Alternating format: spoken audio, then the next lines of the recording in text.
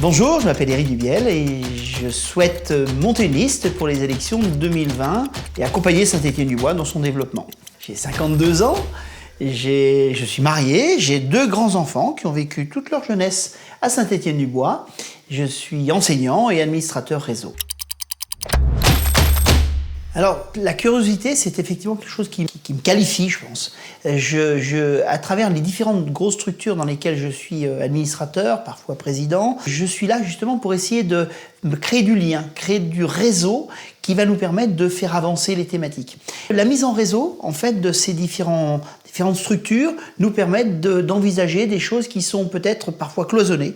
Et donc le décloisonnement de cet ensemble d'actions permet probablement d'envisager des choses nouvelles, des choses innovantes qui vont faire avancer à la fois, bien sûr, Saint-Étienne-du-Bois, mais pas que, les villages autour et plus généralement cette communauté d'agglomération qui est, j'en suis convaincu, en fait, un levier, parfois décrié, mais un levier qui est nécessaire et qui est un levier d'avenir pour nos concitoyens. La semaine dernière, quelqu'un me posait la question de savoir comment on pouvait voir ce que je faisais. Eh bien, je lui ai répondu, regardez le progrès sur les 30 dernières années.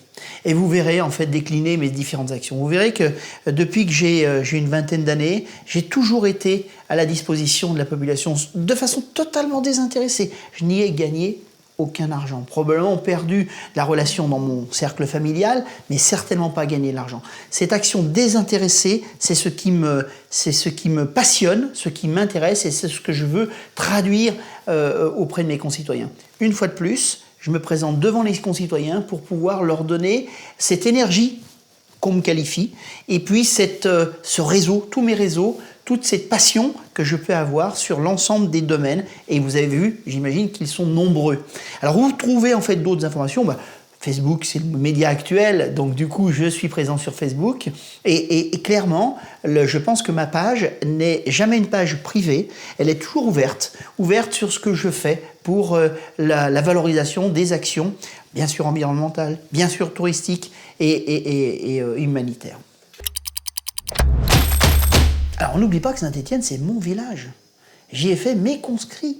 J'y ai trouvé des attaches, des gens de valeur avec qui j'ai des moments forts de vie. Et du coup, Saint-Étienne-du-Bois, c'est un élément important.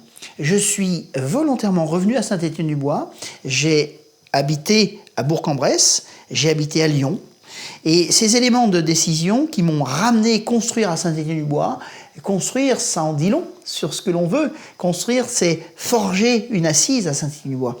Donc oui, Saint-Étienne-du-Bois, c'est mon village et c'est le village dans lequel je souhaite rester le plus longtemps possible. Espérons que la vie nous donne la possibilité d'y rester longtemps.